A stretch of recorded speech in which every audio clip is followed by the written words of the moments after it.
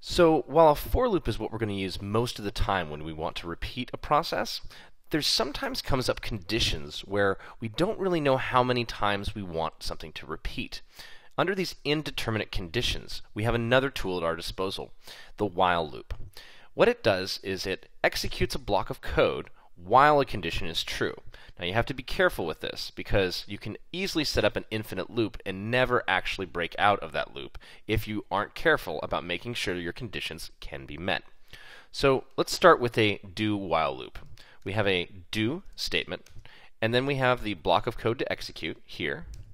Then we have the while keyword, and we have a parentheses and end parentheses to express where the condition is. And then we have, notice right there, we have a statement at the very end because it is a single statement for this block of code, even though there are multiple statements that can fit inside of it. So let's say we had this temperature number, 52, and we wanted to increase it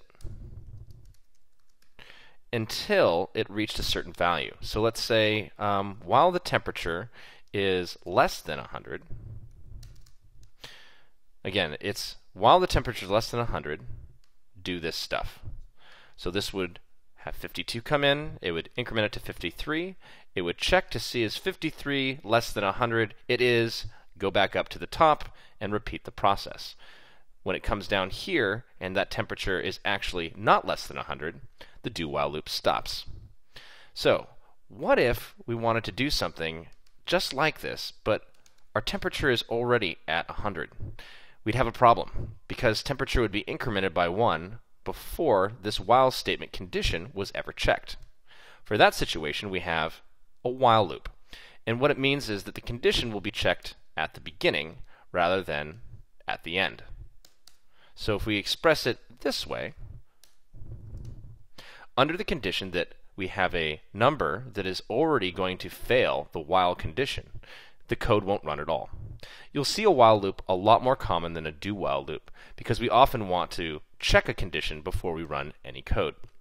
Again, be very careful with these and don't use them when you could use a for loop.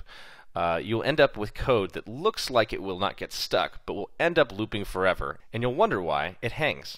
But for doing something like searching through an array for a particular value, or other indeterminate conditions like that, a while loop is an amazing way to express, do this stuff while this is true.